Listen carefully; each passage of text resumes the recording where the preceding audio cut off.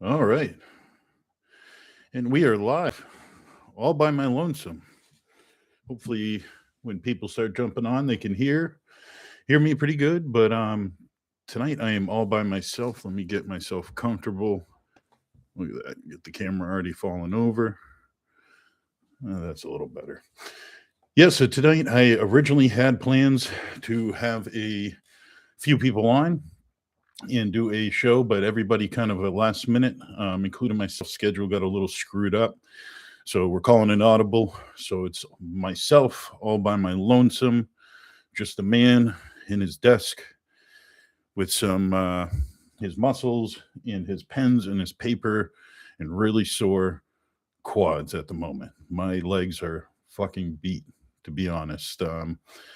I am just recovering at the moment from my what's up, everyone? Got a couple people coming in. Zionic, Marty, what's up, guys? Just starting your cardio. All right. I just got back from the gym. Just telling everybody that I had plans to have some people on, and then unfortunately schedules got screwed up, and so I'm all by myself. Like I said, all by my lonesome, just me, myself, my muscle, my pens, my paper, and like I told them, really sore quads at the moment. So quad day was yesterday for me, and I crushed it. It's one of those that you just got in the groove. You kept moving along. You're paying for it. It's hurting, but you just get those days where everything's just clicking, and you know you're getting work done, and you just want to keep applying yourself. And I went home sore, and I put my legs up. I literally felt like I had sunburn on my legs. I don't know if anyone's ever trained so hard where they literally feel like their legs have a pulse, like whatever muscle they were training literally feels like it's beating with your heart. I've done it a few times on some crazy back sessions where I'm literally sitting there, and appreciate it, Zionic. Zionic shared the link into one of his discords. Cool. I appreciate that, man. Yeah, I've had a few different training sessions where I don't know if anyone else has experienced this, but I literally could lay down in my bed or sit up in my bed, I guess, because my wife and I are kind of bums of bodybuilders at the end of the night, and we just Netflix and watch podcasts and just eat our meals from like 8 to 10 in bed, do a little bit of work. But I could literally feel my back pulsating with my heartbeat. That's how sore my back was just a few weeks ago. So, but nonetheless, it's training's been going good. I really got nothing to complain about. This off season's been far more optimistic and far more, mentally a lot better than the last year. I felt like last year I had a shit off season. I just didn't get the growth I'm used to. That was my third like real dedicated off season, and I think I got a handful of pounds. If I'm lucky, maybe 2-3 pounds of growth. The year before that, I had like 18 pounds. The year before that, a good 10. So it's just kind of disappointing. And I think last year, I could just chalk it up to feeling like stress was super high. I'm 36, and since I was 17, 16, 17 and a half range, I was living on my own and literally putting myself through high school, putting my own food on the table, renting my own apartment with my sister at the time, who was only 20, and I was like 16 and a half. And make a long story short, I've always had one thing that was very consistent, and I did landscaping for the longest time. And I started it from literally just a guy pushing a mower around and walking around in the snow with a shovel, knocking on doors, trying to shovel walkways, anything to just fill my pocket full of cash. Fast forward 20 years later, that turned into an extremely successful multi-million-dollar business where we had a trucking business. We were producing our own topsoils, crushing plants, screening plants, dozens of trucks, dozens of employees, and I finally sold that business. It was 36 years. My father did a garden center. I turned it into garden center and landscape contracting. So last year over the winter, when I sold the business, I literally felt like my identity was pulled from me. And I got to the scenario where I was like, am I really going to go all in on bodybuilding and coaching? I had built the coaching business up to a very successful end, and I was happy with it, and I love it, and I truly enjoy coaching. It's one of the best jobs I could ever think of. And the suck part is I had so much stress and kind of like uncertainty over the winter, wondering, is this really going to take off? And I wouldn't sleep very well. Stress was super high. And I think that's what ended up giving me a poor off season. It was just all that high stress. And I just needed to take a chill pill, to be honest, you know.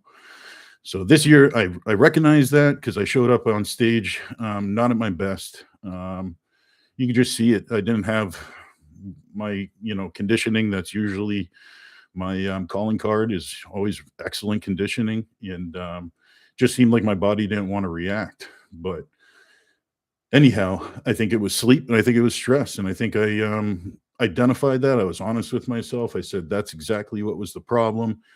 Training was great. I eat all my meals. I don't fuck around. I get my stuff done. I keep up with my health. I keep up with my responsibilities. And yeah, stress definitely played a big role. And I think I learned a lesson handful of years into bodybuilding that I didn't really go through until this year. So that's at the top of my priority, is good sleep and stress management. And those two kind of play together when you do look on the science end of things.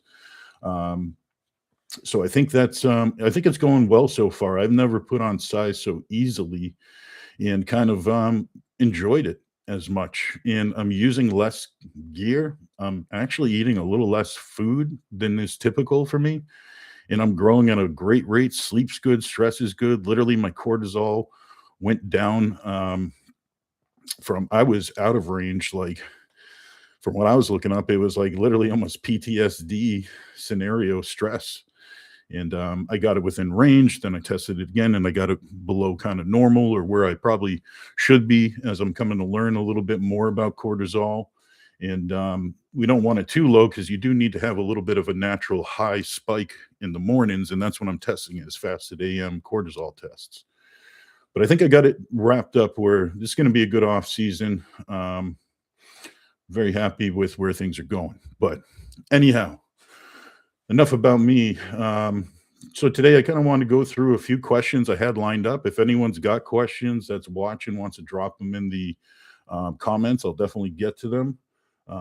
Probably be a small crowd. I know my channel's not the biggest, but we're going to work on it. And you want to get to the top, you got to be cool with starting at the bottom. So, but yeah, Marty, Zionic, I appreciate you guys jumping in. Marty says here, Z says, Zionic says, I'm on, I can't pull things up, so I'll just read them for you.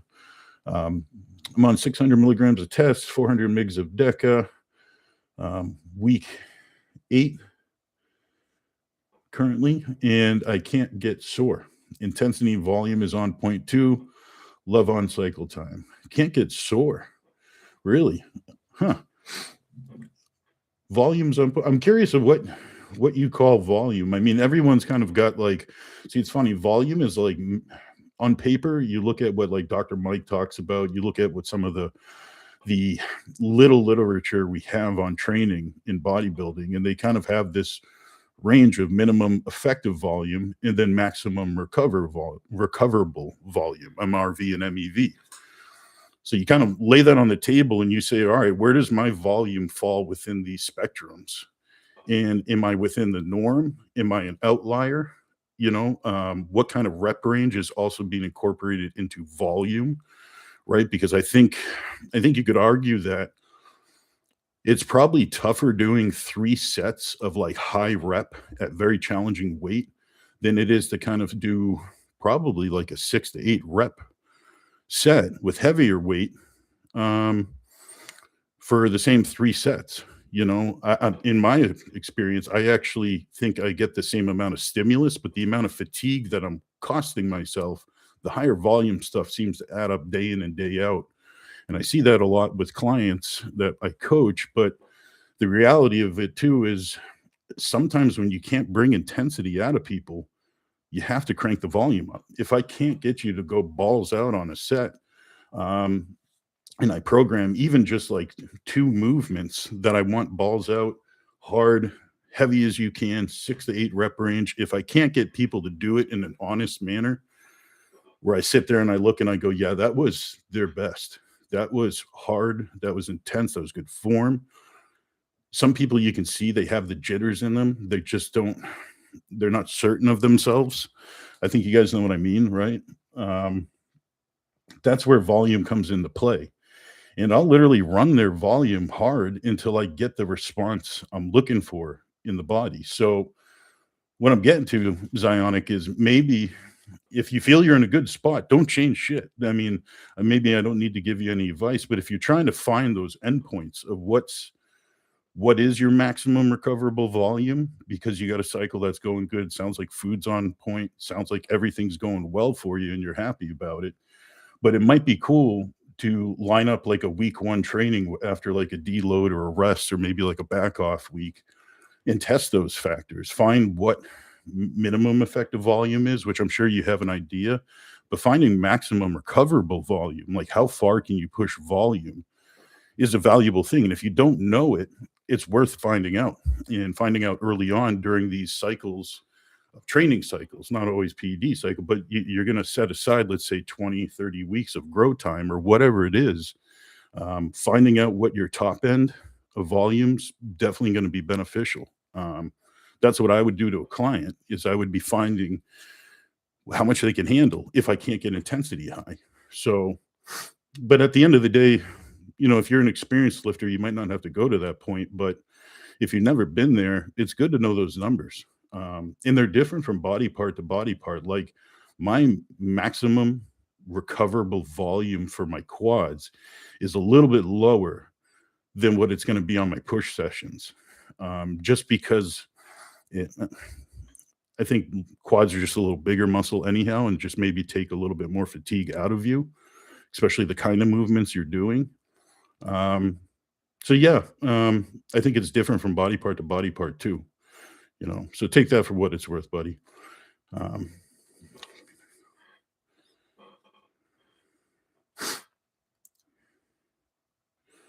Yeah, no, I know what you mean, Zionic. You're getting sore, but it's almost, yeah, I've been in those spots where I know I'm getting the damage done and I go home and I'm surprised I'm not more sore. So that maybe that's where you meant, but sounds good, dude. That's pretty solid. That's a pretty nice dose. I mean, people underestimate on 600 mgs a test. I mean, people are going to think I'm crazy, but that's not a wild dosage. You know, you're adding up a total of 1 gram weekly, but that's a good use of your milligrams, dude. 600 tests, 400 Deca. That's old school. I like that shit. I just started using nandrolone this off season. I think I'm 300 milligrams now. I started at like 200. I think we went to like 240, then 300. I don't think I'm going to go much further than that, just because I know people laugh at it, but I do get a little anxiety from nandrolone, and it's like the weirdest scenario. It's like I'll wake up in the middle of the night and my room's pitch black. I know my wife's right next to me. I know I'm safe, but for some reason, with the doors closed, the windows closed, it's quiet, I feel like claustrophobic sometimes, and I just got to get up. I'll walk out in the garage, open the door, and just walk around for a minute out in the, you know, out on the driveway. I know it sounds crazy, but that's where I found out the previous time I was using nandrolone, I was probably running the dose a little too high, where the only extra effect I was getting was a little bit of claustrophobia.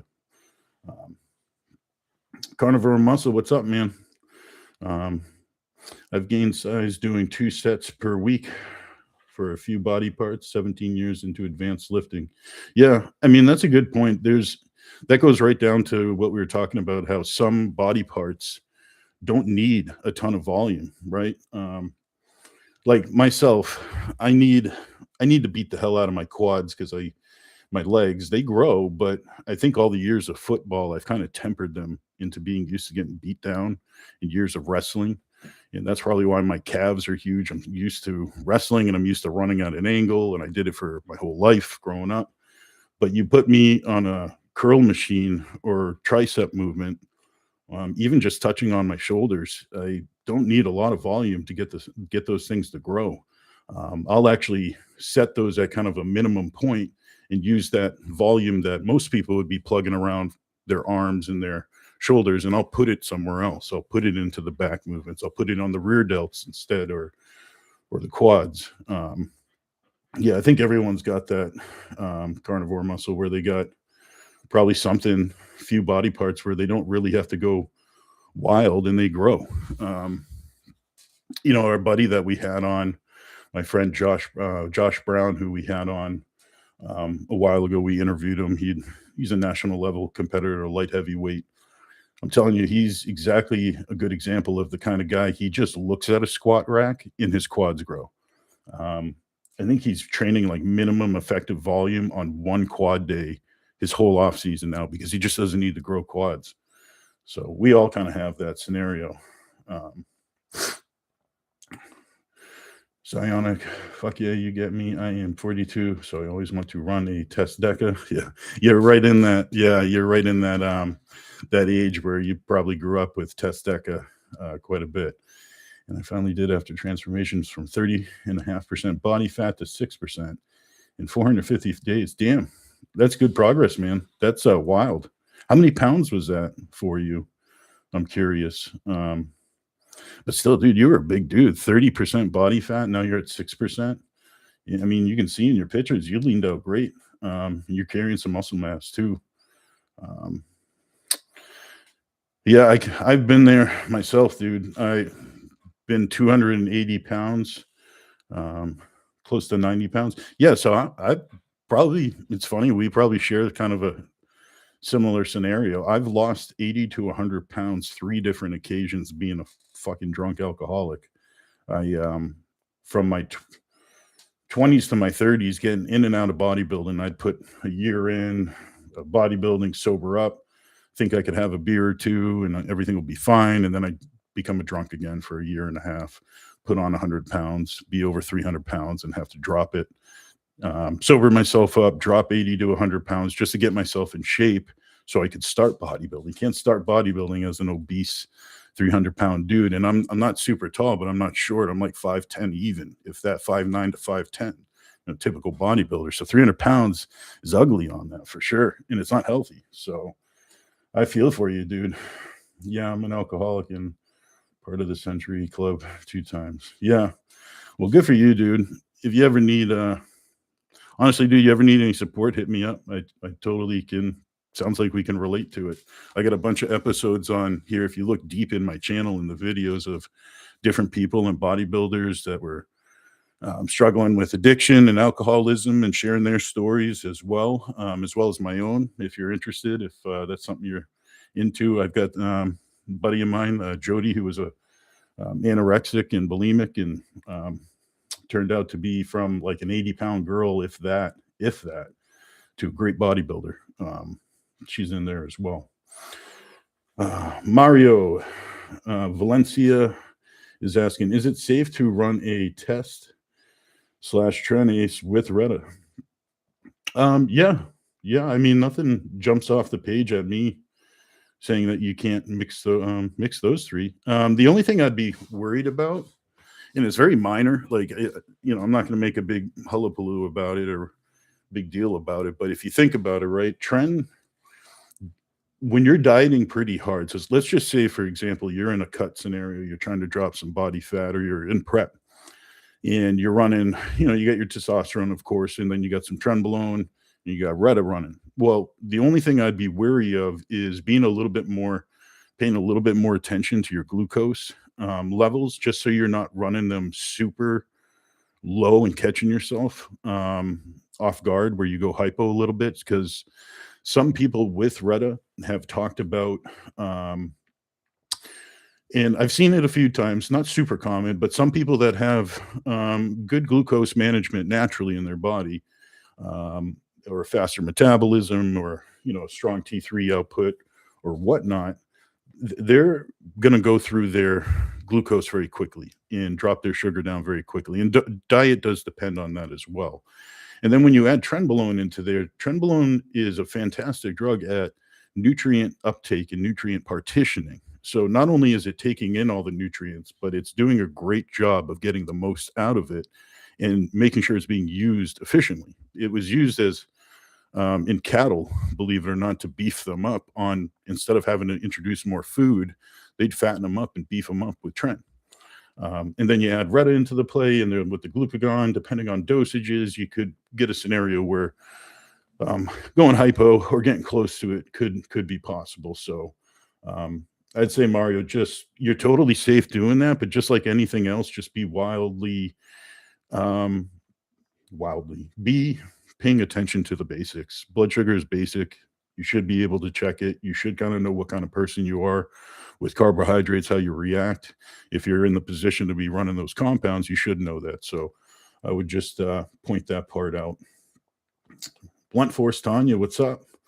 Appreciate you jumping on. I'm sure everyone hear me pretty well, because for some reason the mic is just, someone give me a thumbs up or whatnot. But anyways, let's see. Yeah, so Mario, I would definitely say sounds great. Awesome. Yeah, just say, Mario, just be careful about the potential for going a little hypo with Tren and Reta.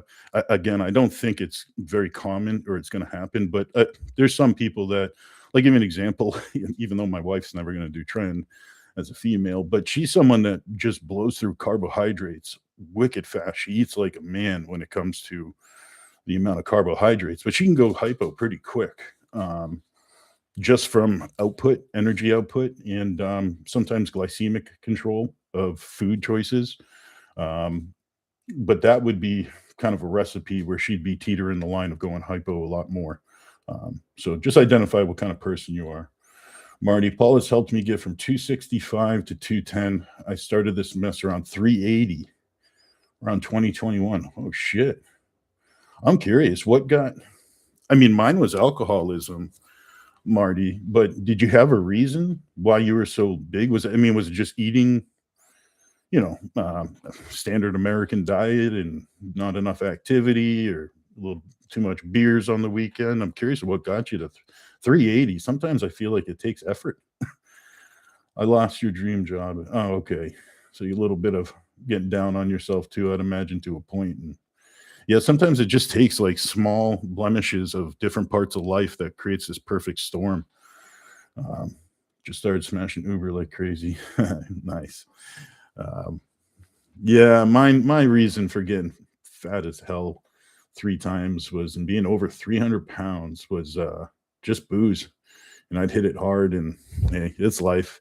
It's so far in the past now. It's weird. It feels like a totally different life. And I've only been sober for 5 years in last October. So a little, 5 years, 3 months or something like that.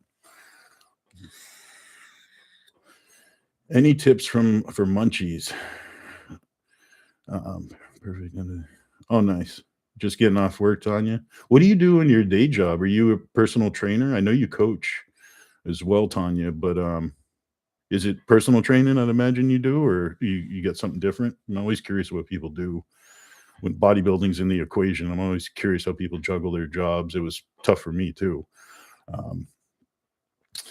Any tips for Munchies from the herb? I even tried CAG. I'm not going to try to pronounce it. I can never pronounce it, but CAG, because it works on the mental to discourage appetite. Physically, I could be totally full, but I could still keep eating off. Yeah, so, yeah, mentally, I get the Munchies, obviously, from smoking a little bit of herb, but not like when I have edibles. So if I do like a little gummy, it works better for like pain to sleep, but for some reason, it gives me the wicked Munchies. So I kind of stay away from there. And honestly, the tip I have is practice. Yeah, like once you get over the 5 minutes of like registering your head that you're hungry, and it's like on the top of your head, and you're just like, oh, I'm hungry. Is there something in the fridge? Do I have calories to spare? Once you get through that scenario a million times, it's a lot easier to get over it and just move on and stay on plan. It's kind of like myself, to be honest, with alcoholism. At first, the thought of like going around people drinking, going out to the bar, just having to like practice saying no and realizing I'm going to be in scenarios where alcohol is going to be around and there's nothing wrong with it. It is part of culture. I have to like be okay with it. I can't let expect the world to change because Dave don't drink because he had a problem. But it's the same scenario. I started slowly. I'd be with a couple friends. I'd have a support system like my wife. And if I was uncomfortable or just kind of getting the itch for booze too much being around it, I'd separate myself and say, hey, at least I got 20 minutes into an outing before I had to take a breather. And then it got easier. And then I don't even think about it. So, I mean, when it comes to the munchies and bud, I don't really think about it. It's kind of practice as a bodybuilder. Like, hey, you might get hungry, but you know, in the back of your mind, you're just getting like stoner hungry. You're just bored hungry, you know? Um, Tanya, oh, today's work day was just coaching stuff from home. In-person job is staffing my gym a couple days a week, occasional in-person training. Cool. That's cool. Where are you out of? I'm down in Massachusetts area. See, that's funny. I coach too, and I could never do personal training. It's just like nails on a chalkboard for me. Um, like when my coaching scenarios happen and someone's kind of new or green and they're, not much of, they're new to the gym, and you get those people, and sometimes they're excellent to work with. People that actually know nothing about bodybuilding, want nothing to do with it. They just want to drop 30 pounds to look good for their wedding next year or whatever. But when it comes to training, I literally just don't have the patience. And I'm a very patient person, trust me. But it's something about teaching someone training when a lot of it's pretty common sense. Like if I teach you to do a push-up, you should be able to identify like what muscle am I using? Like, why are we doing this? What is the challenge of this movement? And how's it going to gain me progress and success? People don't think, they just get stuck sometimes in this mental, like, where the hell is my camera going? They get stuck. Let me fix this. There we go. But I hate how people sometimes get like stuck on not wanting to learn something new, or they feel like they kind of feel like, hey, I don't know math, so I'm not even going to try. When a math problem comes about, I'm not even going to give it effort. It's like, just try to learn something new, try to apply yourself. Don't wait for an answer, search for it a bit. Everything I've ever gotten good at in life, I didn't come to me naturally. I had to work for it. I had to be willing to, if I wanted to get to the top of something in my life, I was willing to start at the bottom. And some people don't have that quality anymore. They don't care to strike out anymore. And I don't have the patience to train. So kudos to you. I just can't do that with people sometimes. I can give someone that's an experienced lifter a couple points or a couple pointers or cues. But there's just something about a newbie. I kind of let my wife work with them a bit. And we don't do anything in person, but just working with them through video back and forth, voice memos and, FaceTimes, and sending a video or back and forth of how we do it, explanation. Sometimes I just don't have the patience for it. Let's see. Yeah, Tanya said the same thing too. She got a fast metabolism. Your fasting blood glucose can be in the 60s casually. Yeah, I'm kind of like that too. But for some reason I get lucky. I never bottom out and go hypo. I get close sometimes, but yeah, experiment. I think you do fine with it. I think it's when people really push the doses high, when that glucagon dose that they're getting each administration is a hefty one. That's where I see a lot of the hypoglycemia come about. It's those 1 milligram doses, like 2-3 milligram doses, when people are maintaining hunger and that's good enough for them. That's usually not a problem with hypoglycemia, but there are people that have to titrate doses up for whatever reason. And they're at 8 milligrams, 9 milligrams, or whatever. And sometimes that glucagon is a huge bolus dose, and it just hits them and they go hypo easily. So I think you wouldn't know until you tried it, really. And, at least that's something easy to fix. You just eat up, pull yourself out of hypo, and you'll be fine. Let's see. Mario asks, what are the best peptides for maximum muscle growth? You know what's funny is there's not a ton. You really look at it like nothing, anabolics are there to help grow muscle and aid in recovery speed and efficiency of nutrient uptake and um, muscle protein, mTOR signaling. Um, when it comes to peptides, there's a few, and it's all going to come from the recovery aspect in my mind. So, and it's all going to be like a parallel effect or a side effect of the drug. So, yeah, we have our IGF-1 LR3s, we got IGF DES, we have things that people call garbage, which I don't think are garbage, like pegylated mechanical growth factors. I think those work great. Now, those are IGF is going to help you. Insulin IGF levels in a cellular environment are going to help grow muscle directly, but that's about it. Everything else is going to be from a recovery point of view. So, mechanical growth factors are giving you a lot of the growth factors to recover better and get faster recovery and more efficient recovery. You have to think there is a quality to recovering too. It's not just an amount of time. I can get back in the gym after training quads 3 days later and hit my quads again. But how I spent those 3 days recovering is going to differ on how much energy I have, how quickly my legs are going to not deplete, but run out of steam during that session. So I think that there is a good use for the PEG mechanical growth factor. I've used it. I don't think you need a lot, and I don't think more is better with it. I think there's a sweet spot with that and some of the anti inflammatory aspects of like TB 500.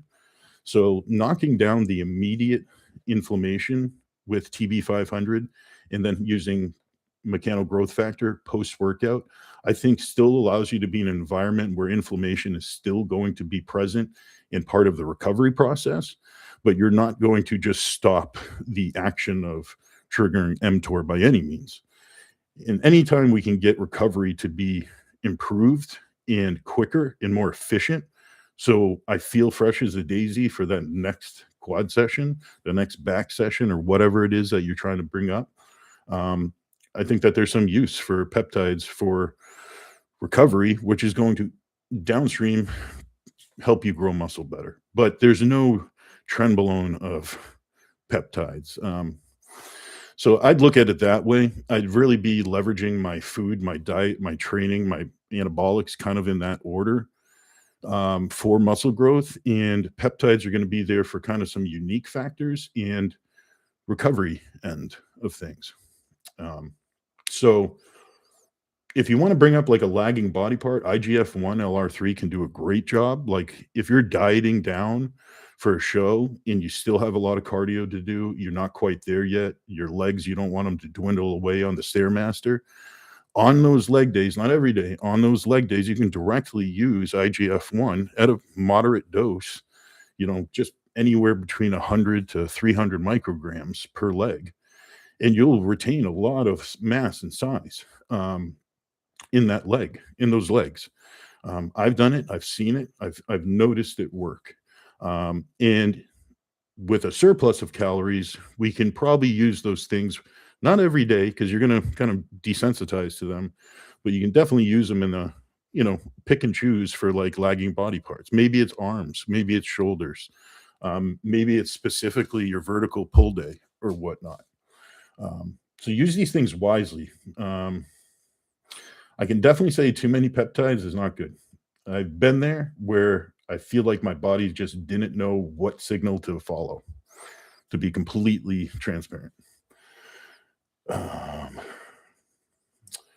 yeah, I would pick MGF and IGF. Columbus, Georgia. Unfortunately, I love it you say unfortunately. You don't love PT.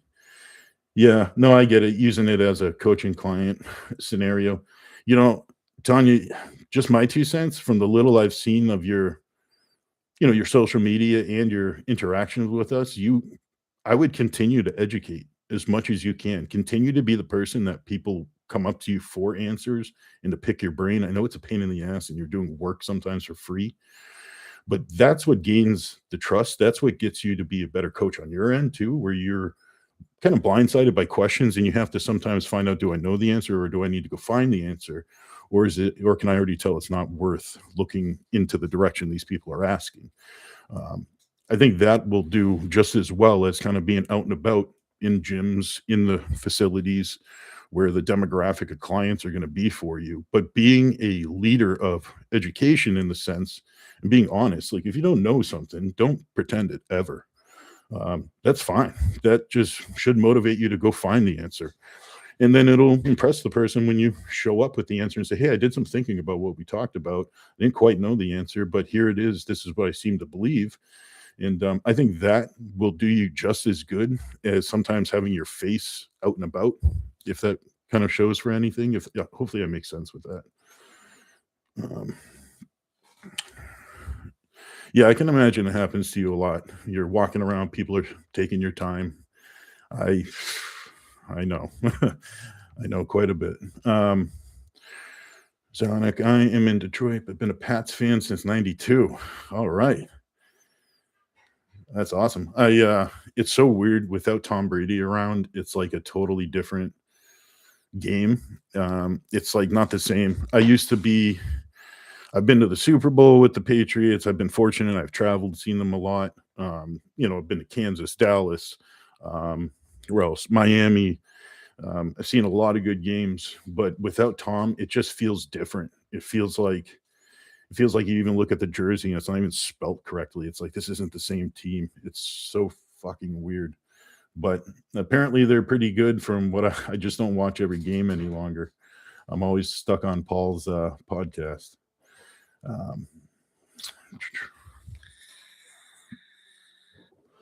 Dave has spirit visitors.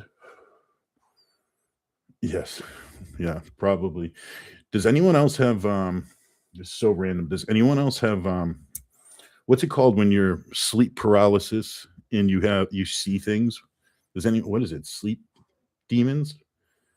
Come on, someone knows what I'm talking about. When you get the sleep paralysis and you see shadow people, that's what it is. I get that all the time. Yes, sleep paralysis, demons, shadow people, whatever you want to call them.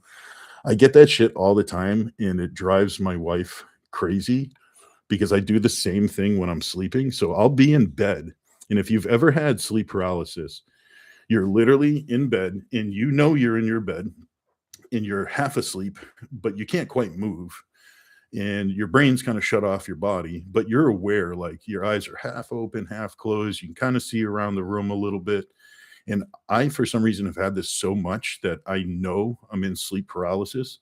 So I'll literally identify it. I know that I'm safe and I'm in my bed. Shit's walking around, even though it's not there. Your brain's playing tricks on you. And I'll start moving like one toe, and I'll get two toes. And then I'll get my whole foot moving. And then the next thing, I get my leg to kick.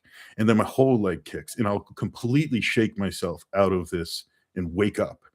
And my wife will watch me do this because she can't shake me and wake me. For some reason, it doesn't work. And it scares the fucking shit out of her. And I just can't help but wake up and laugh. Yeah, random thing I'm sharing for you. Let's see. Marty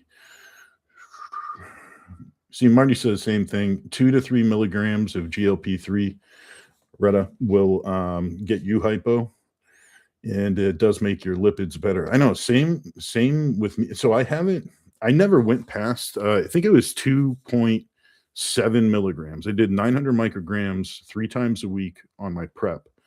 So 2.7 milligrams, that was the top end I wanted to get to. Because I did feel digestion not slowing, but like I would get full quicker, and I didn't want to mess with my gut motility at all. So I just said, whatever, I'll take that amount and I'll get whatever benefit I can get, and that's it. And I didn't go any higher than that, and I never really had any lipid issues. Oh, excuse me, hypo issues. But yeah, dude, my cholesterol was so much better. My fasted insulin and my A1C, even though I'm on prep, just like was ideal. Like it's never been better. All my blood work was better. this year. And the only thing that was truly different on like a compound end was Reta and a few mitochondrial enhancers. That stuff's pretty amazing. I've been having some people that are interested in doing it use just 1 milligram in their off season or like in the introductory with them. So I'll usually get people to do blood work like right away. If they're a PED user, they're competitive bodybuilder, they're, not just a lifestyle client, someone that's going to be around for a while, I'll get them to do their blood work. And if I notice anything that I feel Reta can help, we'll just microdose that 1 milligram. And sure as shit, every time, give it 3 months, we check their bloods again, and its lipids are always better. A1C is always better. And really no negative aspects whatsoever. So I'll take it. But yeah, I feel you, Marty. Mrs. Canny just walked into the room. I'll say hello to everyone. We're live. Tanya mentioned that a while back we need more Jackie content. You're what up? Say hello. You're live. I know, I'm over here just dancing. Yeah. I'm just chilling. I was telling everyone about my sleep paralysis. Yeah.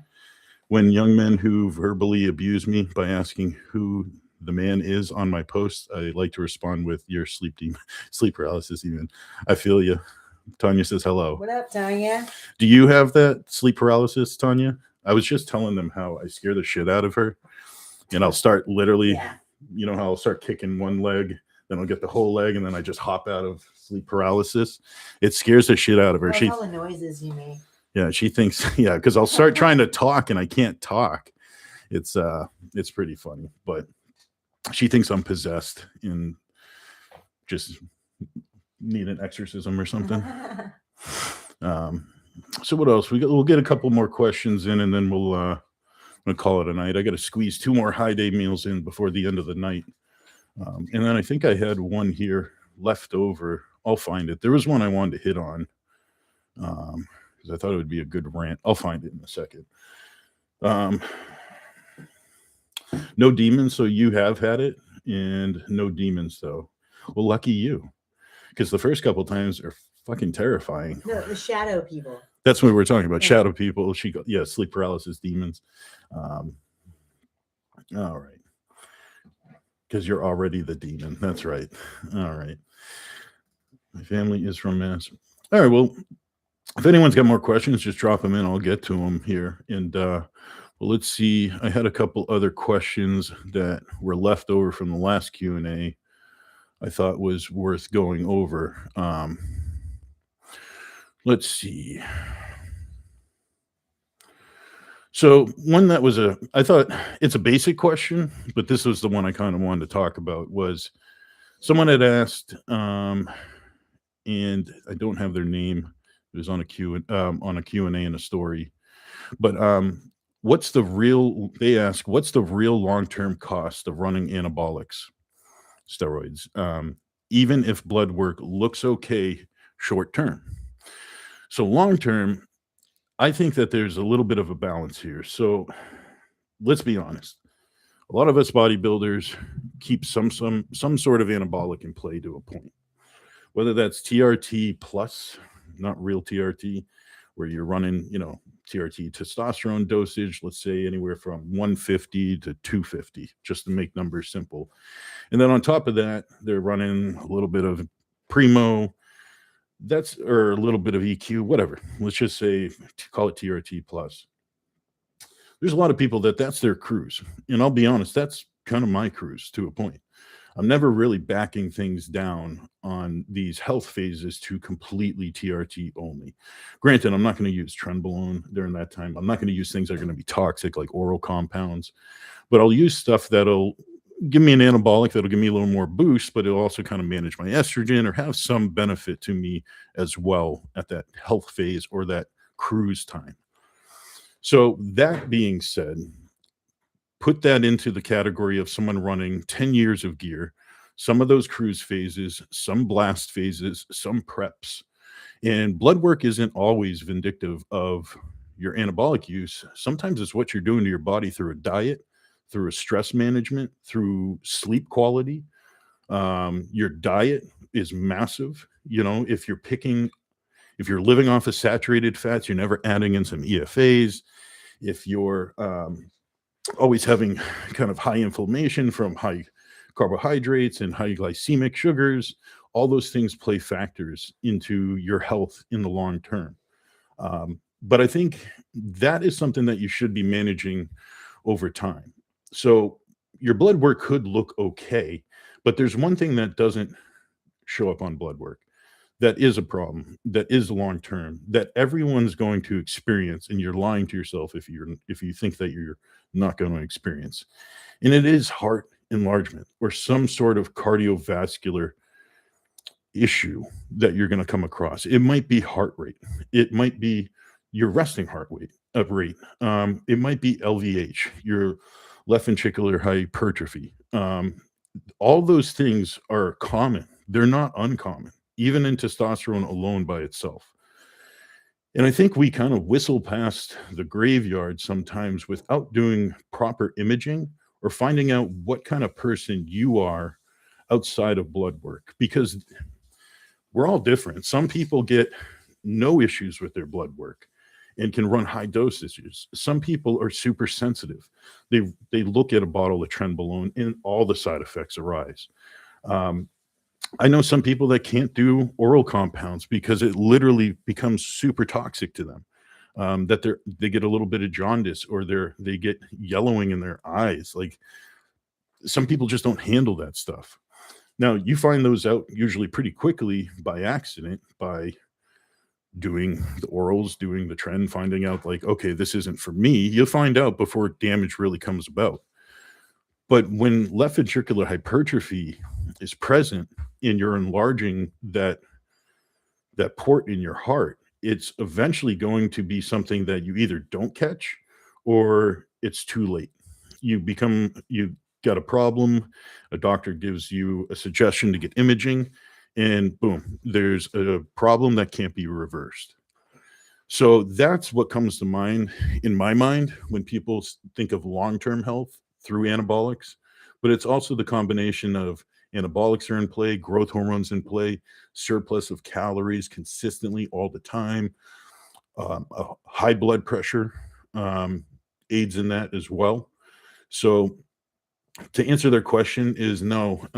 Even if blood work says you're okay, there's just a few extra steps you have to go through a little bit further to make sure for sure that there's nothing that's going to creep up that you wish you had addressed. And doesn't have to be done all the time. And this kind of falls in line with kind of like calcium buildup too. There are some guys that get these calcium scores or some sort of imaging for calcium and plaque buildup, and it's kind of too late. Like, they're kind of on the red zone. They're kind of redlining already. And don't be that guy. Don't be that girl. Don't be that person. So if you get an opportunity to talk to your doctor and have a good relationship with them where you can sit down and say, hey, this is my life and this is what I'm going to do. Or maybe your doctor is cool as hell and they understand what you're doing. And you got bodybuilding goals and there's risks you're going to play. Try to cover some of those imaging aspects that most people don't get into. So that's my answer to that scenario is, there's long-term possible costs of running anabolics, even if your blood work is okay. And it's scenarios like that where blood work's not going to tell you the answer. You need to go dive a little deeper, get other kind of screenings in place through imaging or whatnot. All right. Any tips on training back and finding that I am using biceps, except when using a narrow grip, like a V grip? Yeah. Well, that was a good one already. Straps. So a lot of times people pull their biceps into a back movement through grip or through just not, what would be the way to say it? They just don't recognize that they're using their bicep as much. They're kind of splitting the load of the lift between their back and their bicep.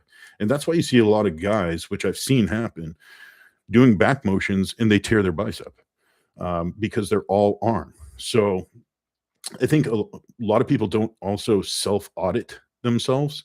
you should take a look at yourself doing a movement you don't think you're quite locked in at, video it, watch it, and you should be able to see if something glaring is popping out at you. You could say, oh, I'm just arm rowing this whole row movement. You're just forward back with your arm.